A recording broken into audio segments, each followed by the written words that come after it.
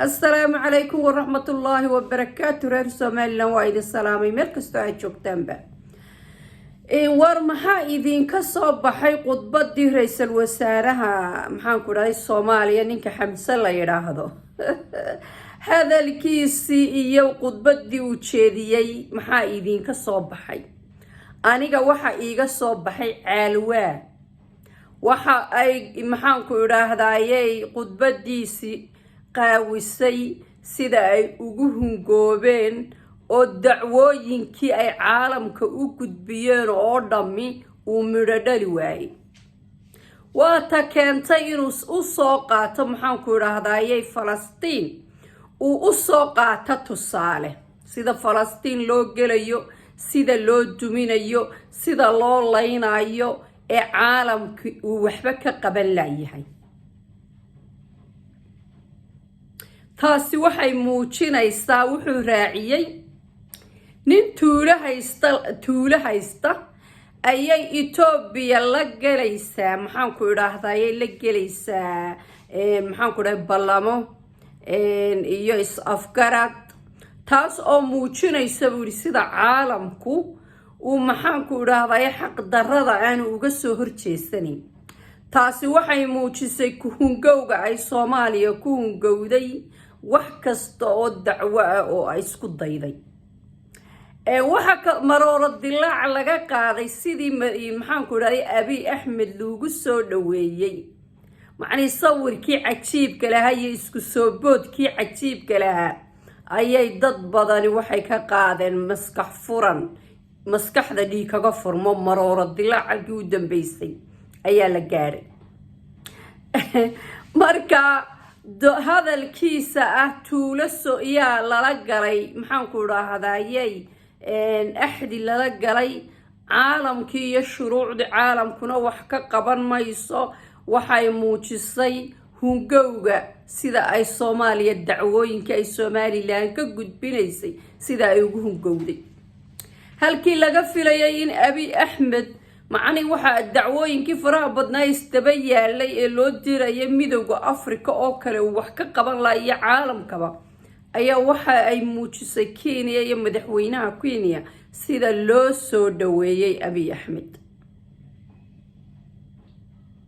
marka inuu maxaan ku idhaahdo Muuse Biixi Tuulu madaxweyne ka yahay waxa weeye waa dacwadii maxaan ku idhahday baruurta geedka saaran gaari weyday ee dabeetana tiri waa uf inay hargeysi tuulo uu ku tilmaamo caalwaaga ka keenay. laakiin guul weeye Somaliland guul bay u tahay, guul ayay Somaliland u tahay. waxa uu yiri Falastiin baa la bumbaynaya, wuxuu ku hadlaya macnihii wuxuu yiri Falastiin caruurtii oo qaxaysa iyo reeriyo qaxaya laga daba tagayaa oo la laynaya. muxuu uga hadli waayay markii Somaliland laga daba tagayay shacabkeeda ee dayuurada qaxoontiga lagu rusheynayay? muxuu caalamka u canaanan waayay? caalamka u canaanan waayay? way ma canaananayo, laakiin Falastiin oo ma hadlay caalwaaga ka keenay.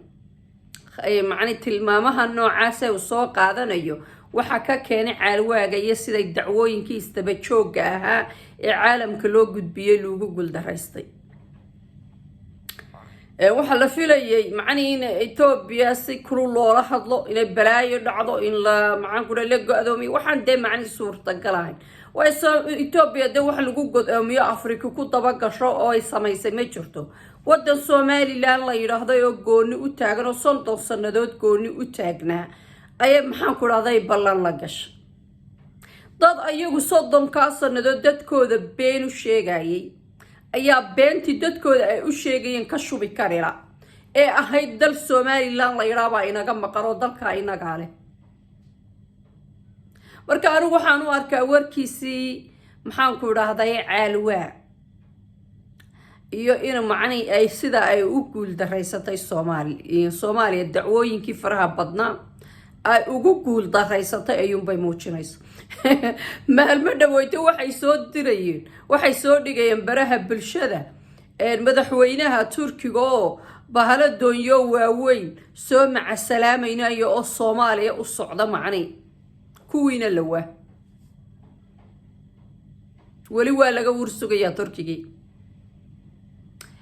markaa taasi wuxun bay muujinaysaa guuldarrada ay Soomaaliya kala kulantay dacwooyinkii ay qaadaysay tan labaad waxaan arkayaa dad rag baraha bulshada ka hadlaya awdalay dagaalama kaca waxa idin yimi ciidamo Etoobiyana ciidamo Etoobiya ayaa halka ka wareegay ciidamo Etoobiyana halka degay waa dadka u dhashay maxaan ku dhahay ka soo jeedaan maxaan ku dhahay Soomaali galbeed waliba nimanka reerka ogaadeen la yiraahdo dhalinyaradiisii iyo raggoodii ayaa si xoog looga dagaalamaya baraha bulshada su'aashaydu laakiin waxay tahay Etoobiya idinka idin soo dhex martay maxaa u joojin weydeen intaad leedahay reer awdalow kaco oo dagaalama jigjigaa laga soo hayaamayo laga soo kacay maxaa halkaa ugu joojin weydeen oo la dagaalami weydeen kuwa aad leedin meel kale ka wareegano bariga Somaliland bay ku sugan yihiin idinka idin soo dhex mareen maxaa ula dagaalami weydeen u joojin weydeen